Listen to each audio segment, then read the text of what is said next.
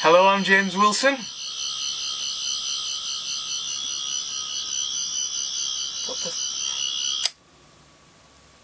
Sorry about that. I'm Matthew Rowney. And I'm a pudding brain.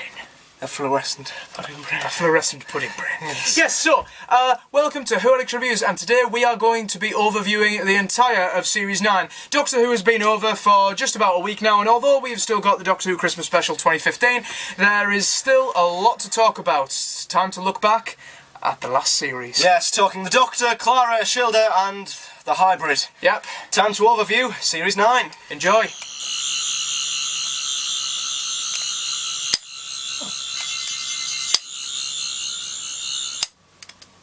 Doesn't even make the classic sound! Ha!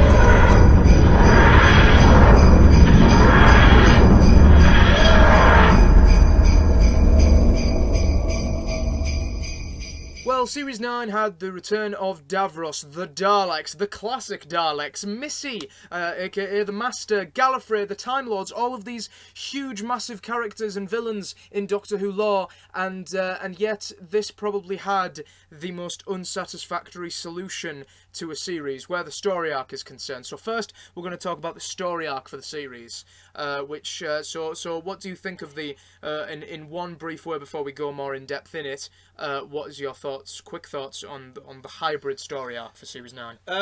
Well, it was forced, it was unnecessary, and it came from nowhere. I mean, it popped up and we were just led to just believe it, you know. I mean, we'll end up we'll compare, you know, Russell's story arcs to Moffat's quite a lot in this video, because in our opinion, most of Russell's story arcs were very good and very well executed. But what Russell did very well, he used words very subtly. And in the beginning, when they're first mentioned, they are in passing sentence, but then the more they're mentioned, the more they become apparent, and the more you start to click on and think, oh, I'm sure I've heard that before. I'm getting it now. And then it culminates in the finale. Bad Wolf, Torchwood, Saxon's an example. Words that were so subtly mentioned and then led into something huge. But the hybrid was literally screamed at us. Moffat might as well have got a big speaker and screamed hybrid down at us in the opening episode. Yeah.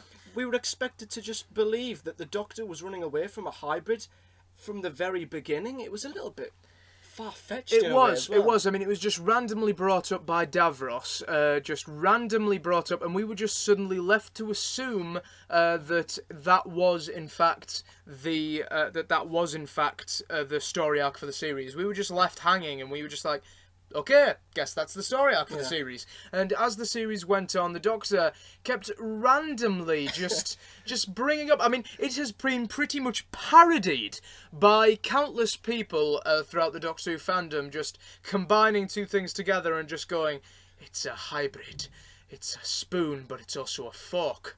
It's a hybrid. Yeah. You know, it's those sort of weird things. So, you know, it's been pretty much took the piss out of by the entire YouTube fandom, and rightfully so, because the Doctor has just been randomly meeting these people that happened to have remotely, even the vaguest of terms related to a hybrid, even vague, just the vaguest of things, you know, they didn't even have to connect. The Doctor just went, like a hybrid, you know, just like, okay, this is starting to sound familiar. No, it isn't, Doctor, I'm afraid, it isn't. You know, it's not a hybrid, it's just in the vaguest of terms, two things connected, it's nothing big at all. So it was almost as if Stephen Moffat just had written this and was like, oh, right, okay, I guess that's the story arc. Okay, I'll go with that. Yeah. You know, it's like he winged it, you know, and he's winged it before. Yeah, I mean, it seemed like, if you rewatch the episodes, it seemed like he'd alternated the plot. You know, he'd diverted it, he'd alternated it, and you know, he'd changed scenes, changed dialogue, just so he could squeeze the word hybrid in. Like, he'd shoehorn the word in. It's like, certain scenes just seemed so out of place. Yeah. Just so he could get the word hybrid in there, and it's the way that he manages the plot. It's weird because Russell, his story arcs came so naturally. The words just came like in Boomtown. I love the fact that Bad Wolf was written in Welsh in the background, which was so clever, and we didn't even know it was there. But in this, it was like Moffat was deliberately changing the plot of an episode just to get the word hybrid in. Yeah. And it seemed so forced, it was laughable at times. And like you Yeah. said, so laughable that the fandom ended up parodying it. Yeah. And the thing with a story arc like this is if you're going to mention it outright that much, at least Yeah. give it a good payoff. I mean, the thing is that the hybrid isn't exactly that much of a clever or original idea, Stephen Moffat. I mean, Helen Raynor came up with the idea back in 2007 with the hybrid, with the Dalek hybrid two-parter in the Daleks in Manhattan, and that is for some reason a disliked two-parter. I really have no idea. I like that two-parter. And the Dr. Donner. Yeah, the Dr. Donner. Exactly. The hybrid is nothing new or original. In fact, the final episode, Hellbent. You know what, Matthew? I know we said that we were not going to class Hellbent as canon, but I don't think we can get away with it. We've got to talk about it, right? Hellbent ended up pretty much almost ripping off Series 4. So you know, it was nothing really original. You know, there was no originality, and the execution was done very badly. Exactly. I mean, story arcs are meant to be rewarding. All this build-up is meant to have some lasting effect on us. You know, it's meant to change the universe. I mean, again, talking about Russell, Bad Wolf. That led all the way up to the 50th. Yeah. That word was still mentioned up until the 50th. Torchwood became a bloody spin-off. Saxon became the Master. And the Dr. Donner was also incredibly clever as well, which led to a big meta-crisis Doctor at the end, which affected the Doctor's regeneration in his mythology. Yeah. But the hybrid led nowhere. It literally had no effect on the Doctor Who mythology. And even if it was the Doctor and Clara, which we'll talk about was a bad idea, he forgot Clara anyway. Yeah. So what was the point in the hybrid if he was just to forget Clara? Yeah. It led nowhere. It had no threat. It just came and went. Yeah. And It nothing came. changed. It came from nowhere and it went nowhere. Yeah. Really, And because. and the Doctor and Clara. Yeah, pretty much. And I mean, okay, let's just talk about how it concluded. You know, with the Doctor, you know, finally coming to the conclusion, he thought that it was Ashildr, and Ashildr just came out with the words, "It's an interesting theory," and I'm like, what? It's a theory? And so, you know, like, it was just the Doctor and Ashildr, or me, and they were just, you know, spitballing theories. You know, they were like university students, just like, but that's an interesting theory, but I have a much better thesis. You know, it was just these very weird theories that they were just backing and forthing together, and that just seemed to have a very unsatisfactory end. It did. I mean, I don't even think like we've got full clarification now. No. I mean, we're assuming it was the Doctor and Clara, but we never actually got that as fact. I mean, I will take all of these words back if the hybrid returns, because people have said that we've not seen the end of the hybrid yet, and it's been left hanging by Moffat because he's coming back to it. And we know Moffat has a tendency to leave things and he comes back to them a few years later, and some people have even theorised that it will lead to the Doctor and Clara meeting up again in the future, which I hope is not the case. But yeah, for me, the hybrid led nowhere. If it does return, then I'll take all of these words back. But if this is definitely how it ends, it is one of the worst story arcs of Yes, Who. I can absolutely agree with that. So, next up, let's talk about what me and Matthew have differed on most in this entire series.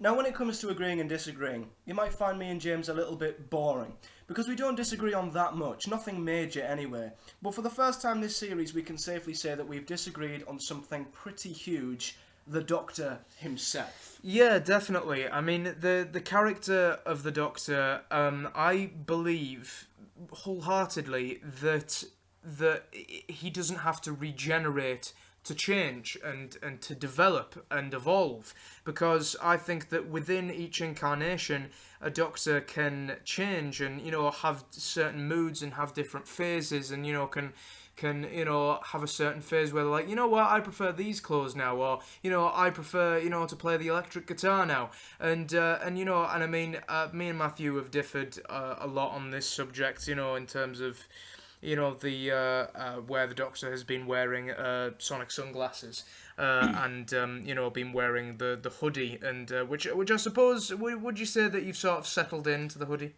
Yeah, the hoodie's Because you've not really mentioned it all that much. No, I'm not bothered about the hoodie. It's just certain certain things he used in certain ways that kind of got on my nerves a little bit. Yeah, I'll talk about. yeah, definitely, and so I just think that although let me just start by saying although I love David Tennant's 10th Doctor, I adore him. I don't think the character throughout his 3 respective seasons, I don't really think the character really went anywhere that much in terms of character. I think he was just the same all the time, which worked. Like he's considered one of the greatest Doctors. We can't deny that. No. And he is, rightfully so. But I just don't. I think it was great for Peter Capaldi to dare to go right. Okay, I've done the whole dark and brooding thing. I fancy something a bit different. I fancy putting myself into the character. And that is what makes each Doctor lovable, in my opinion, is when an actor puts a bit of their own personality into the Doctor. That is what has made it feel natural for that actor. That's what has made each actor love that role. Because if you went to the actor, right, we need you to make it completely different to who you are, it just wouldn't feel natural. The actor needs to fit the Doctor in a certain way. And so this second series, I think, personifies that, in that Peter Capaldi is a rocker. He's a punk. He had a bloody rock band when he was a kid, for goodness sake. He dropped acid with Craig Ferguson. He was a proper rocker punk guy. And I think this series definitely sort of brought that side out in him. So I'm not saying that you're against, having the actor put more of themselves in the role, but you've just got to see that the character had to evolve and for the actor to become part of the character. I'm not against character development. I've got to stress this. I'm not at all. Because if we would have had the same rebellious Doctor, I'd have still loved it, of course. But character development is always good for any character in any TV show. So it worked perfectly. The transition of 12 becoming a happier, more light-hearted man completely worked for me. Him and Clara were much more content with each other. 12 was content in himself. Of course he's going to be much more light-hearted. Nothing wrong with that whatsoever. But I just kind of thought the way they went about it seemed a bit forced. I felt as if the guitar was forced in, the sunglasses were a ridiculous idea. I mean, I don't see why he needed a Sonic at all, never mind making the screwdriver into sunglasses, and you can go see my Why I Hate the Sunglasses video for that in-depth rant. But yeah, I completely get that each Doctor has a unique gimmick to them, that makes them stand out from other Doctors, of course. They need that unique ability because, 4 had the jelly babies, 5 had cricket, 6 had his coat, for God's sake, 7 had spoons. Nothing wrong with that. But I felt as if this was forced. There was no natural progression in the fact. There was a natural character development in him being happy, but the guitar, the shades just came too quick, and I think it cost him in certain scenes. 2 examples that spring to mind. There was when he was trying to be humorous with the yo-yo in The Girl Who Died, which utterly fell flat. There was the scene in The Magician's Apprentice where he was running around shouting "dude" to a crowd of people, which was just incredibly cringy. There was the American accent ruined that incredible anti-war speech. There's just been moments. I'm not saying this has overtaken his character. I'm not saying that this has been through the entire of Series 9, that it's overwhelmed how great he is. No, I'm not saying that at all. But it's the small moments that irritate me the most. The small moments where he has the potential to destroy a scene, and they just have these unnecessary little gimmicky things that just take it too far. And that's the way I can describe this gimmick. I'm not saying it's overwhelmingly destroyed him. I'm not saying it's put me off him completely. But these small moments that I think have just crossed the line for me. Yeah, well, I mean, I do agree with you with the American accent in the anti-war speech in the Zygon inversion. I do agree with you in that. And the yo-yo scene, you've got to agree that was just silly. Yeah, I mean, I do agree that the yo-yo scene was a bit silly, but see, that's the thing. This is a different version to the 12th Doctor that we had seen previously. I mean, clearly there has been time since, the Doctor and Clara met, before The Magician's Apprentice. Clearly it's been a while. So, and the Doctor has a freaking time machine. You probably thought, you know what, I like this rocker thing. I think I might go and learn how to play the guitar by Jimi Hendrix. Or maybe he went back even further and maybe he already knew how to play the guitar and he taught Jimi Hendrix. like there are these, he has a time machine, and there's been obviously quite the gap between Last Christmas and The Magician's Apprentice. So the Doctor, it's perfectly plausible that the Doctor learnt how to play the guitar. So there really wasn't that much of an abrupt thing about it. It was perfectly plausible that he just decided, hell, I want to learn how to play the guitar. And obviously he had a bit of a okay, maybe not a midlife crisis, more of a very, very late life crisis. But that's what seemed to be the character arc for him here. He seemed to be he seemed to have a sort of midlife crisis here, and I think that's what and plus he was happy with Clara too. Well, I think every Doctor has to have their own humour. I think there's not. If people say that the Doctor shouldn't be humorous, they're wrong in every way, because every Doctor has their own humorous way about them.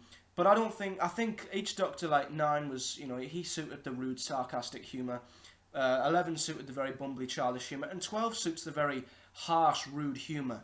And I think at times this series they've tried to make him bumbly and crack jokes, and that's not worked. I love it when 12's rude, like in Before the Flood, when he's talking to that Pritchard and he's like, so he's the idiot then. Yeah. They're the moments where 12 makes me laugh. When he's playing with a yo-yo and trying to crack silly jokes, they don't make me laugh, they make me cringe. So I think each Doctor has their own unique way of portraying humour. And at times 12's humour this series has been a little bit too cringy, and they've tried to make him too happy. Do you see what I mean? There's happiness, and then there's killing it by being funny. And Have you noticed that every time the Doctor's acted this way, as you've specified, Stephen Moffat has had a hand in writing it? We've pointed this out, haven't we? Yes, we have. In our The Girl Who Died review, I believe. Every co-credit Moffat's had. Every co-credit Matthew. Yeah. Yes, Matthew's had a co-credit. It's your fault. Yeah. No, but every co-credit that Stephen Moffat's had in an episode this series has been the time that because I like how he's been. I don't like the bumbly side, but I like the the rocker gimmick that he's had, and so blaming Stephen Moffat essentially, but he has been to blame for the sort of childish dialogue. Yeah, definitely. Yeah. But let's not act like we're slamming 12 here. No. Peter Capaldi, no matter, we're just talking about the writing he's been given. No matter what he's been given, every single script he's been given, he has been terrific. Yes. One of the best series is of an actor who has portrayed the Doctor. Every time, if you look through our reviews, I think in The Magician's Apprentice we said this is the best performance Peter's ever given. And then a few weeks later, in the Zygon episodes, he's topped that, this is now the best. And then Face the Raven, no, this is his best. Then Heaven Sent, no, this is his best. He just keeps exceeding expectations. Yeah. So Peter Capaldi, as an actor, has blew it out of the park this series. I think, personally, although, like we said before, Series 9 has been very weak in a lot of respects, has been very inconsistent and a lot of problems throughout the series, this has got to have been, in terms of a Doctor's performance, probably the greatest performance I've ever seen from any Doctor. And yes, I do mean that wholeheartedly, that this has got to be the greatest performance I've seen from any Doctor. Yeah. So let's go on to the briefly with Clara, but then let's go on to the episodes within the series. Now, we're not going to go too much into Clara because we went into that with our Hellbent review, and on top of that, also a Clara Oswald tribute video where that was all Clara Oswald. So, in one brief little word, in very few words, her demise in Face the Raven was brilliant. Loved that, was crying.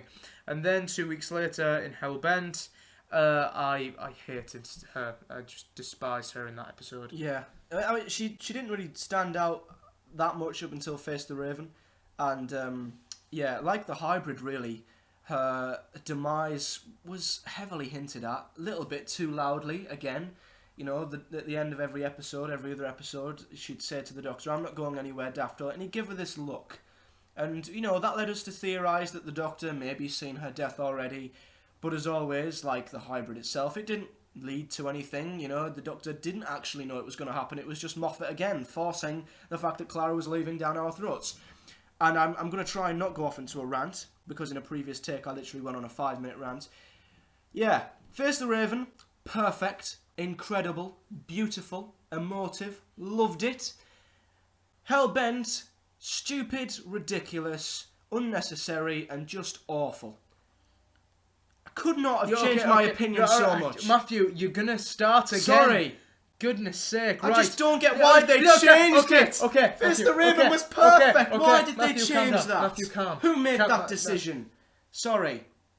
I think we all know who made that decision. Yes, Matthew. and we're not going to talk about him. No.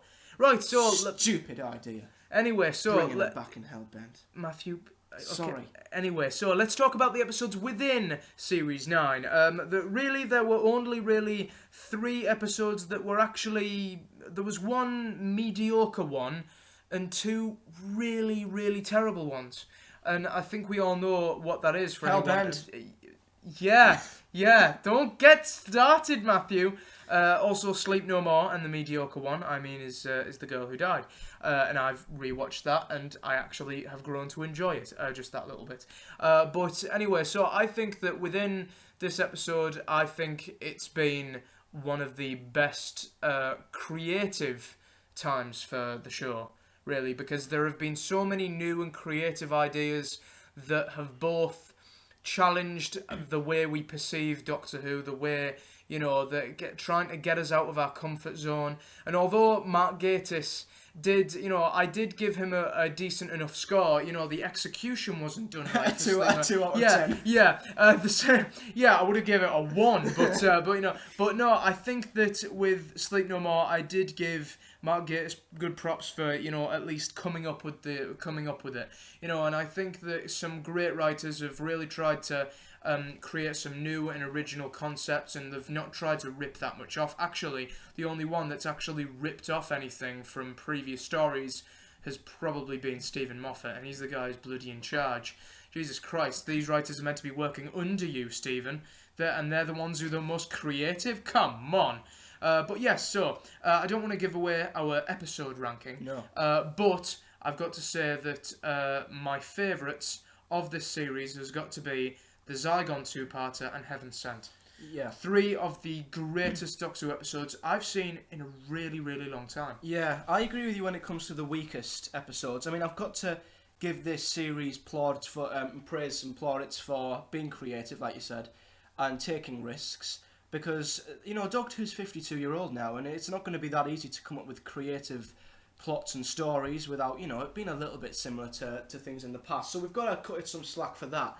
And with being, really creative and brave, you're obviously liable to episodes not working out as much. Episodes are more at risk when you're being a bit more brave and taking a few more risks. So we've got to, give it a bit more room for error when it comes to the bad episodes, really, in this series. Sleep No More is, of course, one that they tried to do something incredibly different with, and unfortunately that flopped quite a lot. I'd say The Girl Who Died is not awful, but there are a lot of weak points about it, being the villain and Ashildr at that point and certain other things. And, I'd say them 2, and obviously Hellbent, which I'm not going to because I'll never stop talking about it. No. For my favourites, Face the Raven stands out for me on its own. Just a beautifully... What about Heaven Sent? Face the Raven, Heaven Sent, 2 incredible episodes. And a third, I did enjoy the Zygon, but I wouldn't say it stood out as much for me as it did for you. Everyone knows how the Zygon 2-parter really... Everyone knows how much I loved that. I gave both episodes a full 10.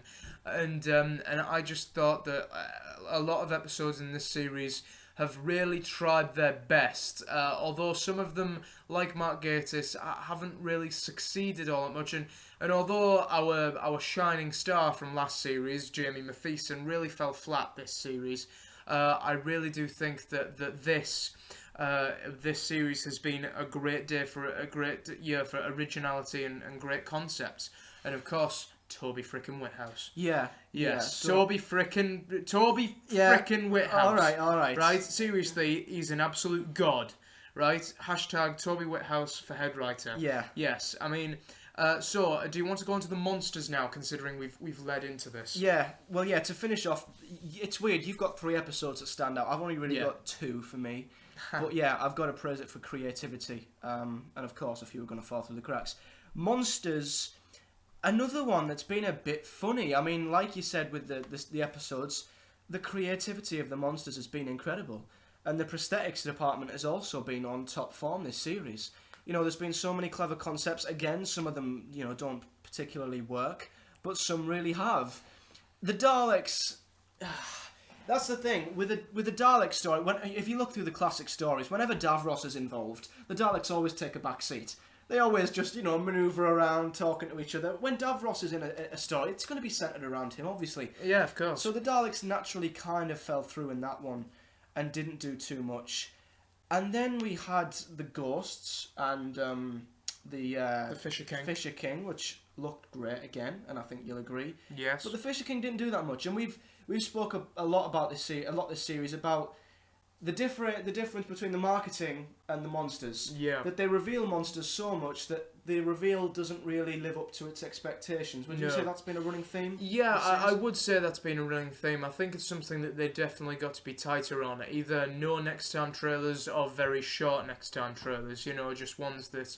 You know, I know that they're trying to sell the episode and really make people tune in to watch it, as the ratings have been doubted for the series more than any other, and so I do get the marketing department and what they've probably been asked to do, which is that okay, ratings are going a bit down. Okay, we've got to sell this episode.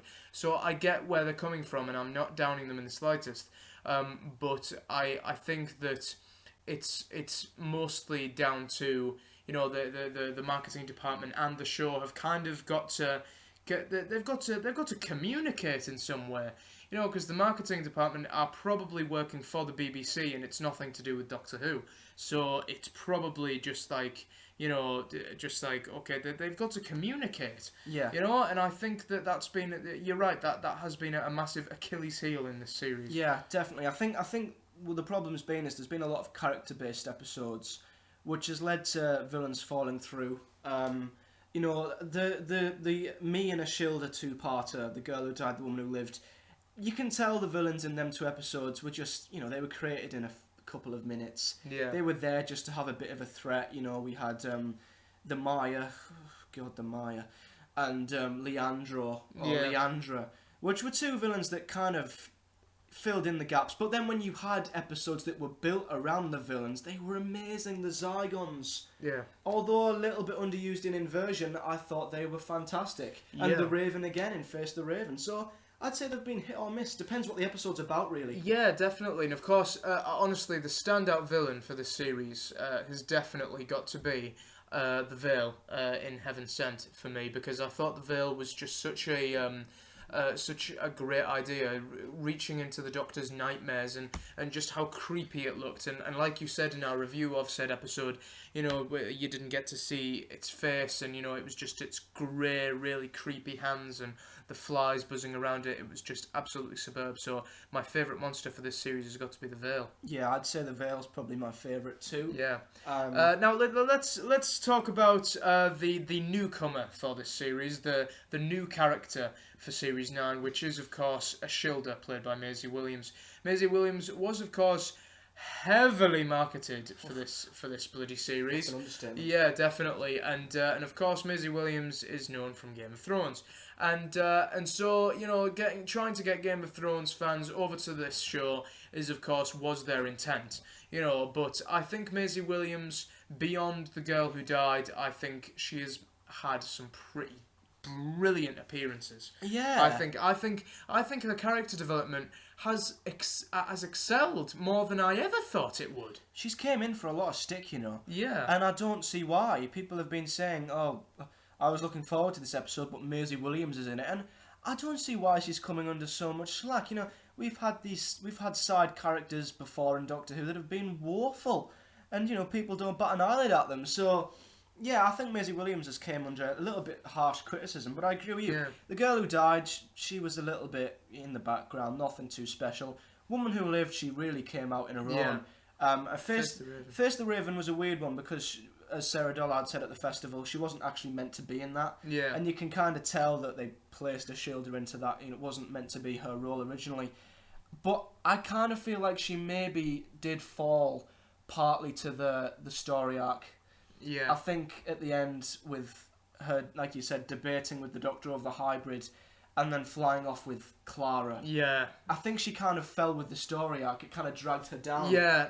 I think that in terms of Maisie Williams' performance, like Peter Capaldi and like Jenna Coleman, everyone's performances have been great, but again, it's been the writing that's actually been letting them down. And it's such a shame with Peter Capaldi as well, how his tenure is suffering at the hands of Stephen Moffat and all these other writers who can't seem to really get his Doctor right, or can't really seem to get Maisie Williams' character right. You know, so it's been an absolute shame that these great actors, these exceptional actors, especially Maisie Williams at the age of, what, 19, 18? I think so. And she's being dragged down by the writing. It's an absolute shame. Well, we mentioned this a few times, didn't we? The lack of communication between writers. Yeah. It's a lot of it happened a lot at the start of the series, and I saw this in a lot of other reviews too. The people felt as if, you know, we didn't know what Clara we were going to get. It depended on who was writing her. We didn't know what Doctor we were going to get, you know, depending on who was writing him. And the characters were very different and very inconsistent in different episodes, which led to maybe a lack of communication between writers. So that's something I think they've got to work on. Yeah. One thing that a lot of people have said is that Stephen Moffat has messed with the continuity of the show a lot. Yes, definitely. I don't know whether I mentioned this before. I know I've mentioned it in previous takes, but I don't think I have in this take. How Russell T Davies had been accused back in Series 3 of, when he was introducing the Master, the whole Four Knocks thing. A lot of people have actually, criticised him because he just added the whole Four Knocks thing when really it wasn't even mentioned in the classic series. Just adding these stuff on, just tacking this stuff on onto his story arc. But I thought the Four Knocks thing worked very, very well into the Master's story arc and really gave a reason, a valid reason as to why he came out that way, as to why he came out so insane and so power hungry, really. Yeah. And but with the Doctor suddenly just leaving Gallifrey, the reason why he left Gallifrey was because he was scared of the hybrid. What? I mean, seriously, there was... Stephen Moffat couldn't make up his mind here. It was like, the Doctor did know who the hybrid was. Yes, he did. No, he didn't. Yes, he did. No, he didn't. Exactly. Yes, no, yes. You know, it was... So, in terms of... So, going back to the story arc, once again, you know, it's... Stephen Moffat has messed up with the continuity, and that's suffered the story arc as well. That reminds me so much of The Wedding of River Song. It really does. Because the 11th Doctor kept changing his mind if he wanted to die, if he didn't want to die, if he did, if he didn't. And 12 kept changing his minds if he knew what the hybrid was. Yeah. It's got a lot of similarity to Series 6. And that's the thing. Series 5, his story arc in that was, you know, the Big Bang comes under a bit of criticism because it was a bit messy. But I wouldn't say it wrecked... yes, it rebooted the universe, but I wouldn't say that, you know, had a lasting effect at all. Series 6 was just all over the shop. Series 7 didn't have much of an impact, really. It was more Doctor Central than the universe and continuity.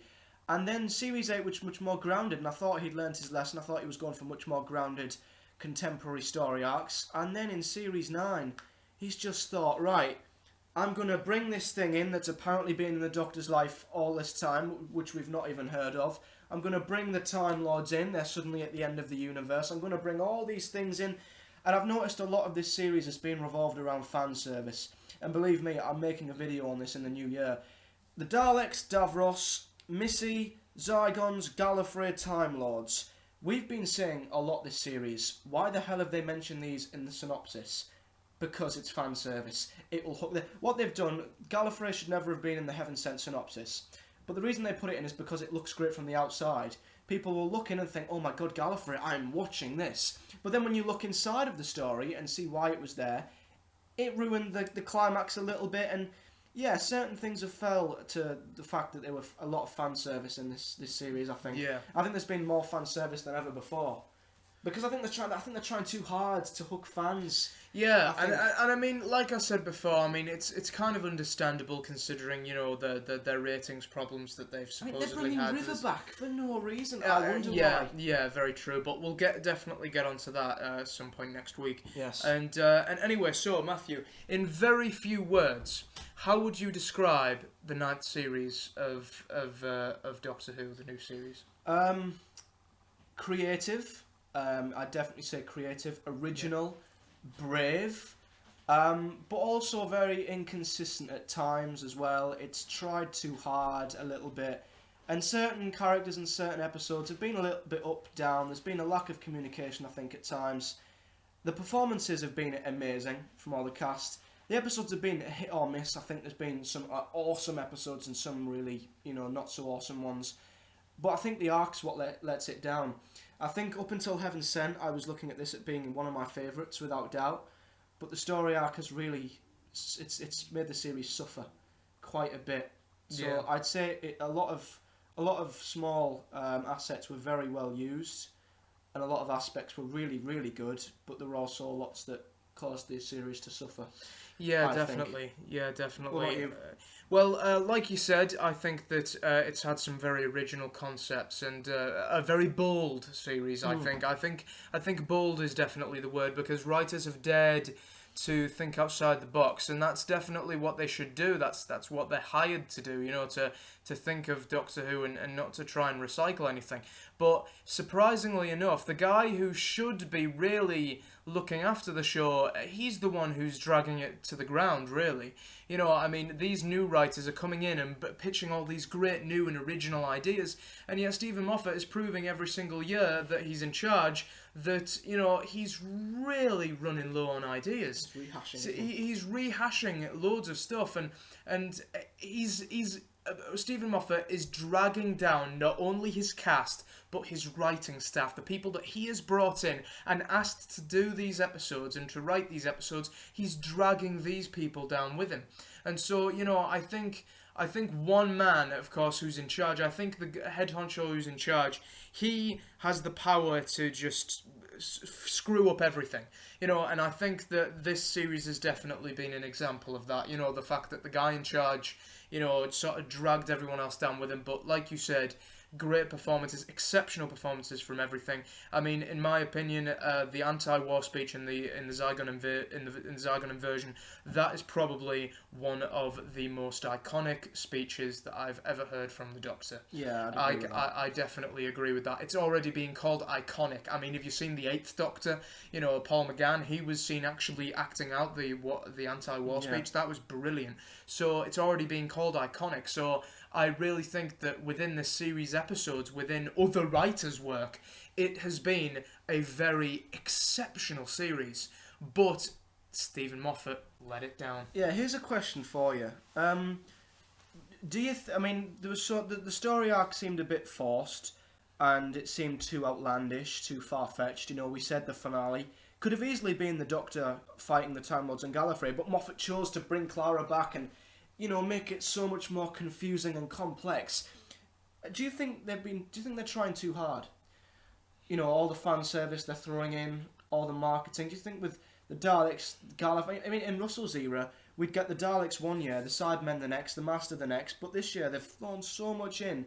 Do you think they're a little bit concerned? Do you think they're trying too hard? No, I actually don't think, because I was thinking about this just the other day, is that I've actually got a few things to back this up, is that we've got a Doctor we've got an actor playing the Doctor who has watched the show since the very beginning. Yeah. He has been with Doctor Who since the very first Doctor. So to have really our first actor of modern Who to be there since the very beginning, that is actually quite special. And this Doctor is always wanting to make references to the classic series, so really it's Peter Capaldi, in a way. Not that I'm blaming him, I think it's actually a good thing, that Capaldi is bringing out the classic series, because the new show has been on for 10 years now. We are all grown up now, and we have been given our chance to go out and buy the classic series. We have got better opportunities at watching the classic series than they did back then. As Peter Capaldi says in countless interviews, the classic series, every story was only meant to be watched once. And how many times do we watch the War Games or the Pyramids of Mars? How many times do we watch that? So all of these classic series, we get to watch them again and again and again and again. And so we have an opportunity to get these references now. When Peter Capaldi says, I shall reverse the polarity of the neutron flow, we go, yo, we know that. So I think that the fan service is pretty much Peter Capaldi, or maybe even the writer's way of just going, you guys are old enough now, you know what the score is, you've caught up on the show pretty much, throughout the years. You've seen at least every Doctor. You've seen at least every Doctor on screen. So we'll bust out a few fan service things. Yeah, I can see why it benefits. I think fan service does. Sometimes it hinders the show a bit, but I do think at times Moffat's tried too hard when it comes to the story arc. I think he's made things too complex. Like bringing Clara back was unnecessary. Gallifrey being in Series 9, maybe it's a bit too soon. It didn't really go anywhere, so that didn't have to be there again. I just feel like he's tried all these great ideas, and credit to Stephen for attempting these ideas, but a few of them have fell a bit flat. So, anyway, enough of... do you think it's time to conclude on the series and give it a rating? Yes, definitely. Unless there's anything else you want to No, about. I think I've busted out everything that I could possibly want with Series 9. Right. Matthew, what is your rating of Doctor Who Series 9? Despite flaws, I think for how enjoyable of a watch it was, I've really enjoyed it. Yeah. And other than Heaven Sent, Hellbent, and Sleep No More, I'd rewatch all the others. Even The Girl Who Died, I'd probably rewatch that a number of times. So for enjoyability, I'm going to give it a solid 8. Wow. I think I'd give it a solid 8. I mean, the story arc does suffer, but if you cut off Hellbent, I mean, if the series ended on Heaven Sent, I'd be thrilled. But yeah, I feel as if I've enjoyed the series, and I think it does deserve an 8, just because they've tried. Yeah, definitely. Yeah. And so yeah, my score is Series 9. Despite its story arc problems, this is one of my favourite series of the new show, and I've got to give it same as you, an 8 out of 10. So yeah, so then guys, thank you very much for listening. We hope you guys have enjoyed our little overview of Series 9, and please put in the comment section below what you guys think of Series 9 as a whole. Yes. And we will see you in our preview of The Husbands of River Song, which will be our last video before our Christmas break, so hopefully we'll be ending on a high. Hopefully, probably not. I didn't put this on, by the way. I think we can all gather who put this on my head. I bet I look... I do suit it, I can tell. I bet the viewers are loving it. Oh, the dislikes. Anyway, so please like this video, please subscribe to Who Extra Views. And like my hat. Yes, and like his hat. And comment in the section below how ridiculous he looks in that hat. And also what you guys have thought overall on Doctor Who Series 9. Yes, and also comment below your predicted age for Jamie when he wears that cardigan. We will see you in our preview for The Husbands of River Song. Excuse me, this is actually a very good cardigan. It's got reindeers on the front and everything.